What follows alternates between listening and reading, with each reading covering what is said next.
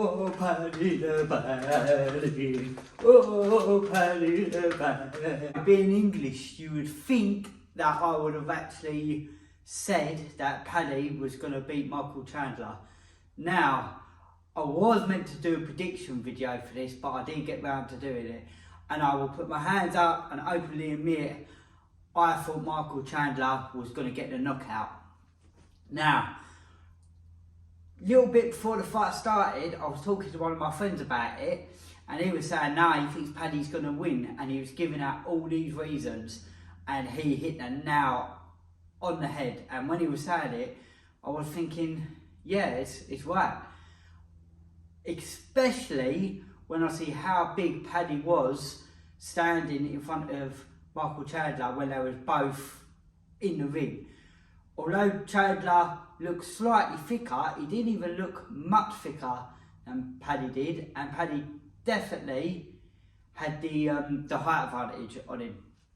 So Paddy was able to use his strikes to keep Michael Chandler away, which obviously was a really good game plan. But like I said, the more I was thinking about it, I was thinking, well, where can Chandler beat him?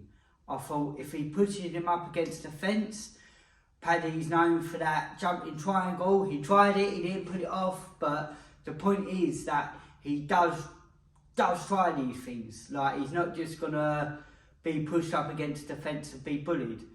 The other thing as well, back to his submission games, is when he's on his back, he's really dangerous with his submissions and he can get back to his feet. So the only thing what I did think was that Chandler's proved that he's hard to submit, but I didn't know, obviously, but if Paddy's still throwing up submissions, it's going to stop Chandler from being able to throw any decent offense off. That's why I thought, when my mate was explaining this, I was thinking, oh, maybe this fight is going to be closer than what we thought. But like I said, Michael Chandler, he did get a few takedowns. Paddy done very well getting back to his feet, which I thought was a better game plan rather than trying to submit him, because Chandler is hard to submit. And he carried on out striking him on his feet, and he said in the interview afterwards, when he hurt him with that beautifully timed knee.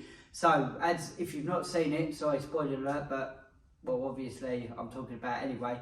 But Michael Chandler shot him for a takedown and Paddy smashed him with a lovely timed knee. I believe that was 100% on purpose. Sometimes, every now and again, someone will fast strike as someone happens to be going in for a takedown and they land clean, so you could almost say that was a bit lucky. But you could see Paddy was setting it out, and as soon as he see Michael Chandler flinch and go down, boom, he timed that knee perfect, which cut Michael Chandler open and got him hurt. Now, like I said, he said in an interview that where he got him hurt, he thought he's not now going to change his game plan of trying to strike on the outside and come in and try and finish him, because Chandler's still got that power. So he still respected that he got that power.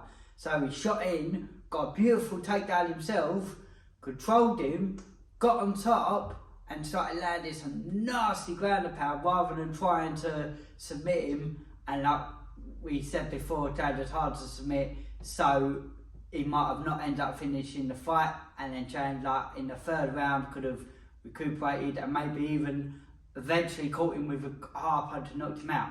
But no, like I said, Paddy Pimletts took him down, wrestled him, landed some beautiful ground and pound and got the finish. Now, he said that his game planning is what makes him so good, and that was a perfect spot on game plan. But one thing that I personally see, which I'm interested about, was, like I said, Paddy's quite good at getting up. We know his submission game's good, but he was good at getting back up to his feet when Chandler did take him down. And like I said, although fair enough, Michael Chandler was a little bit hurt and may not have been expecting it, he took Chandler down. So I think Paddy's got better wrestling as well than what we think. So he's proven that he's got good striking now. We know his submission game's good, But in my eyes, I think people could be underestimating his wrestling as well, which is going to make him an even more exciting fighter for the future and maybe future champion. Now, I am going to come in with a bit of a but. Although this was a great performance, we have seen Paddy have questionable performances against not even as good level fighters. So hopefully that's all in the past. As well, people are always digging at him for how he balloons up in between his fights. Now he says he still trains, but he just eats a lot, which causes him to balloon up, but he's still training. So that's, I suppose what he means is that's when he's learning his skill development. I personally would like him to not see him balloon up as much. I understand where he's coming from though, because he was saying staying ripped all year round is hard, it's draining physically, mentally. So sometimes it's good to have that mental rest, be able to relax yourself, eat what you want, and I suppose as well, where you're not restricting, although you're eating, you're putting on weight, you're definitely recovering correctly because you're bound to have the right amount of nutrition because you're overeating. But it does have the other bad benefits from overeating. So I'd like to see him maybe not balloon up as much, try and be a bit more restricted on it. So in that way, when he comes to camp, he can focus more on not just losing weight, because when he's on camp, he's focusing on the fight, all the rest of it, and trying to lose weight at the same time, which must be mentally draining as well. So I think he needs to find that little bit of a right balance of it.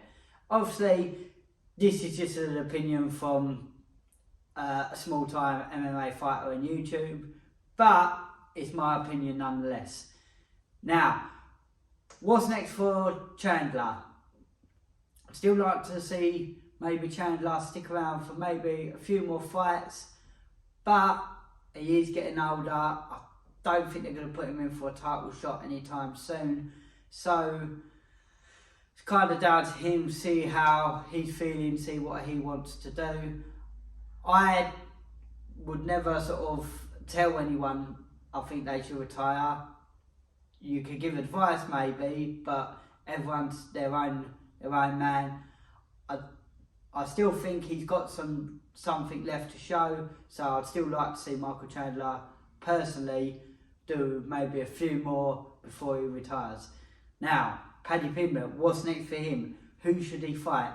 He called out a few names. For me personally, I'd like to see him fight Charles Oliveira. He said his grappling game he thinks is better than his, and it'd be nice to see a real high level fight in the UFC, which is a lot more grappling based. Like, I would really like to see that, like loads of different submissions being thrown up.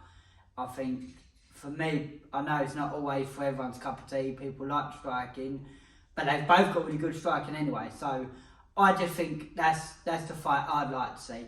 I think if he manages to beat Charles Oliveira, then it'll be, without a doubt, a title shot next for Paddy the Baddie Pimblett. Let me know what you lot think. Who should he be fighting next?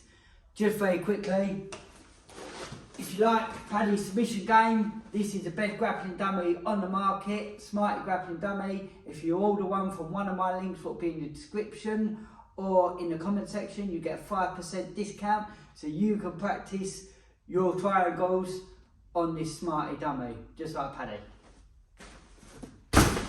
Thanks again for watching. Smash that subscribe button, and I'll see you all next time.